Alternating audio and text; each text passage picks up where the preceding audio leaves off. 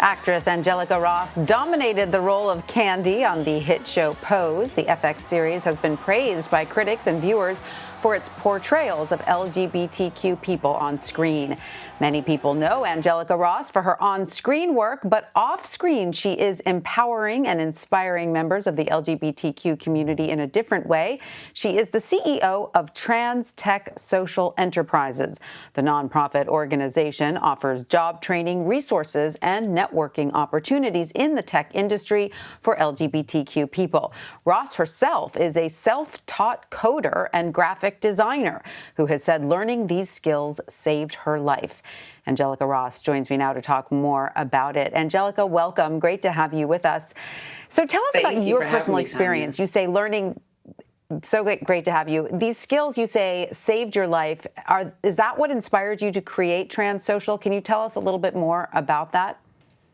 Absolutely. Yes. I was always a pretty talented kid. You put a computer in front of me and just watch me go, and it wasn't until I started to transition or when I was kind of like identified for my, kind of behavior and expression that I was part of LGBTQIA community. Things got hard, jobs got hard, keeping jobs got hard. And so it was technology that showed me that I could actually show up and do work that didn't matter what I looked like or sounded like. And half the time, if I was working remotely, they didn't even know what I looked like or sounded like. So it allowed me to be able to stay off the streets and to sort of increase my value by increasing my skill set. And so now you're trying to sort of pay this forward and spread the love, so to speak, and share it with others of the LGBTQ community, correct? Tell us Yes. how you made that step into creating this organization.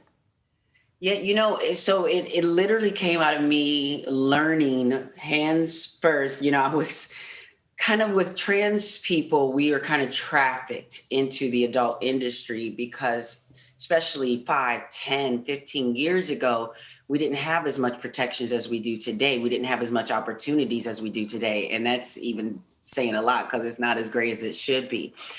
So it was really trying to get myself into a place where I could find employment and safety. And then once I found that, I took that into the nonprofit model and I tried to convince other nonprofits that technology was the way to go, but they thought that was over the heads of trans people and the people that we were serving. I thought that was underestimating my community. So I started TransTech.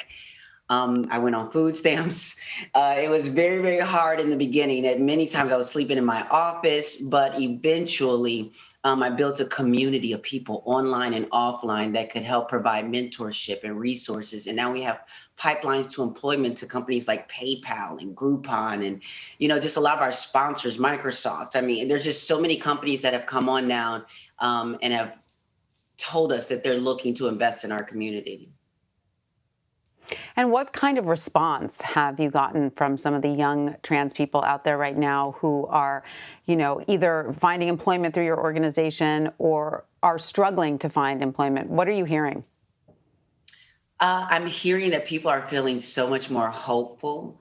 I think a lot of it also has to do with when they see me on television, living out my dream as a dark-skinned Black trans woman, being able to take up space both in the tech industry and in Hollywood. What it tells them is that there's not one box, that they don't have to try to fit into a box. That if they love technology and they want to learn coding, they can do coding. But if they love technology and want to do lights, cameras, and be on the sets of Hollywood, that learning technology can get them there. I love that. It's like Walt Whitman said in his poem Song of Myself, I am large, I contain multitudes, right? You don't have to define yourself in one little box. It's so great. So you are working on several projects right now. You have a new song out called Fierce. Let's take a quick listen. Love will conquer all, breaking all the walls, anything goes. What's wrong is right, just listen to your heart. The music is a judgment-free zone. I work hard for what I've got.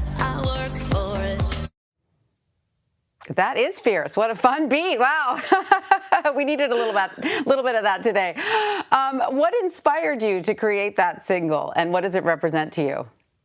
You know, it's so interesting because, you know, and that's the beginning of the song and the verse where Ultra Nate is singing. And Ultra Nate is just like, has been in the dance and diva industry for so long. And there's a song called Free that she has that's like the LGBTQ pride anthem. You're free to do what you want to do.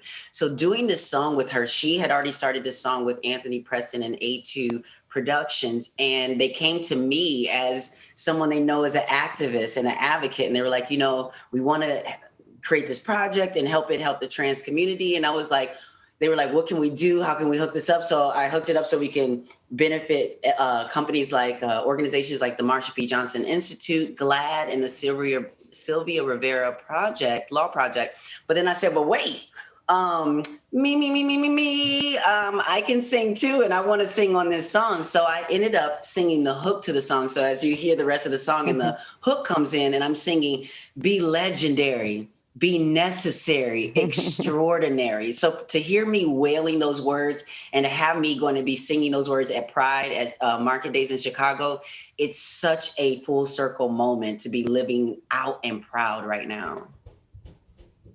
Well, Angelica Ross, thank you so much for joining us, and congratulations on all your success. We're really happy for you. Thank you so much.